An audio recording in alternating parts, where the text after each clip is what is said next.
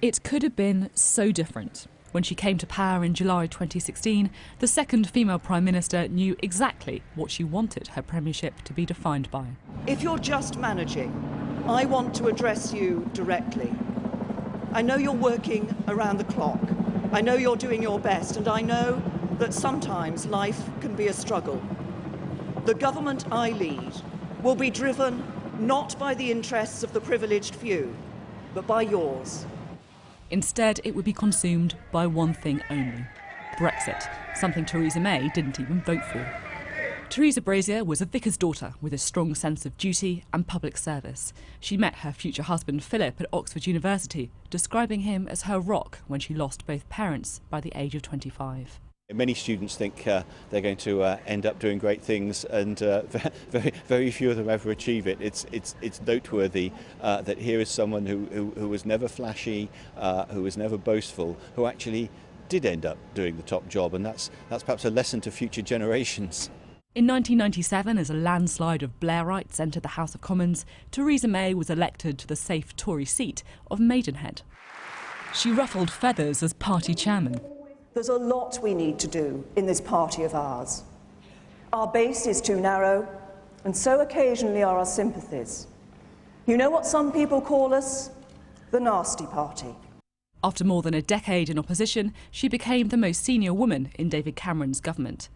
Theresa May was to become the longest-serving Home Secretary for more than 100 years, not afraid to make a few enemies along the way. So please, for your sake, and for the thousands of police officers who work so hard every day, this crying wolf has to stop. But a bigger storm was brewing. We will give the British people a referendum with a very simple in or out choice.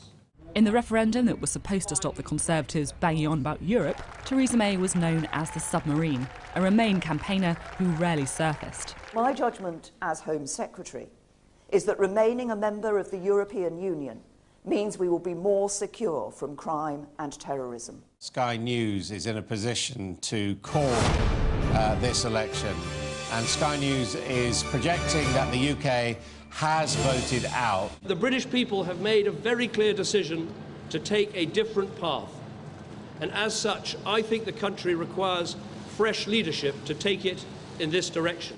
After a bitterly divisive campaign, the Conservative Party reached for stability.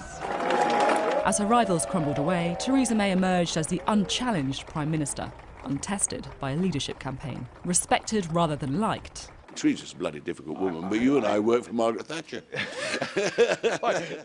Brussels, she said, would soon find out just how bloody difficult she could be. Brexit means Brexit, and we're going to make a success of it. Brexit means Brexit. I'm very clear Brexit does mean Brexit. As he says, we will make a success of it. As Prime Minister, Theresa May tried to focus on those burning injustices. If you have a mental health problem, people are more likely to try to avoid you. We must get over this stigma. But she was boxed in by Brexit and her own red lines. I want to be clear. What I am proposing cannot mean membership of the single market. When people write the history of Brexit, though, one decision was perhaps the most fateful of all. I have just chaired a meeting of the Cabinet where we agreed that the government should call a general election to be held on the 8th of June. Then the campaign started. Strong and stable, strong and stable, strong and stable, strong and stable, strong and stable, strong and stable, strong and stable leadership. But after a U-turn on social care, everything changed. Nothing has changed. Nothing has changed. Good morning. You're watching Vote 2017, the results live on Sky News. It's 6 in the morning. And we start with breaking news that there will be a hung parliament, with the Conservatives losing their majority. Are you going to resign, Prime Minister? That question would haunt the rest of her premiership. But the Prime Minister, driven above all by a sense of public service, did not quit. Worse was to come. After the Grenfell fire tragedy, Mrs May was criticised for being distant from the victims. We've created record numbers of jobs. The conference speech that was supposed to relaunch her premiership didn't go quite to plan. And then things really started falling apart. The woman who cut her teeth at the Home Office was at her most prime ministerial when dealing with threats to national security, such as the Novichok attack in Salisbury. To those who seek to do us harm, my message is simple. You are not welcome here.